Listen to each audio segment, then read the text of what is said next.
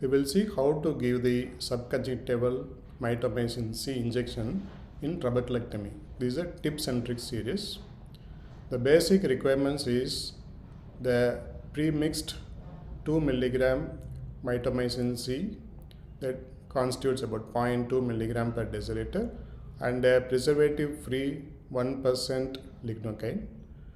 From this you draw about 0.05 ml of preservative free lignocaine in an insulin syringe. So you can use a 24 gauge needle to withdraw the lignocaine. And the same thing, you can use the same needle for the mitomycin C.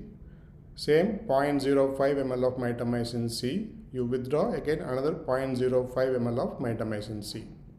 So it constitutes about 0.1 ml of the solution. The next step is before starting the surgery, expose the conjunctiva nicely by superior rectus suture or by corneal traction suture. This is very important.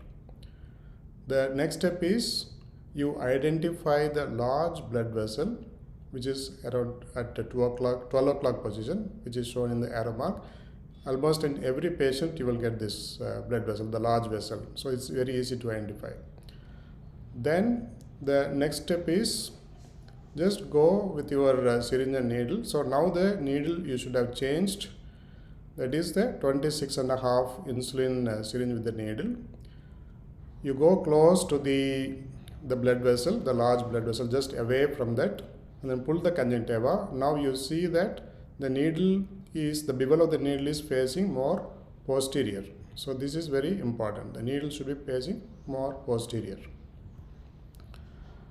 Now you go to the next step. Now with that you just push the injection and you can see the ballooning of the conjunctiva.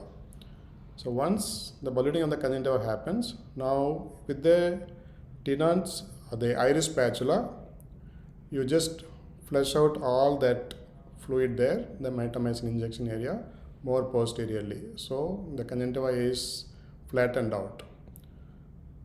So this is not a very difficult procedure. You can do it very comfortably. Just make sure that at the limbal zone, try to avoid mitomycin getting loaded there. Thank you. Hope this tip is useful for your practice. Thank you so much.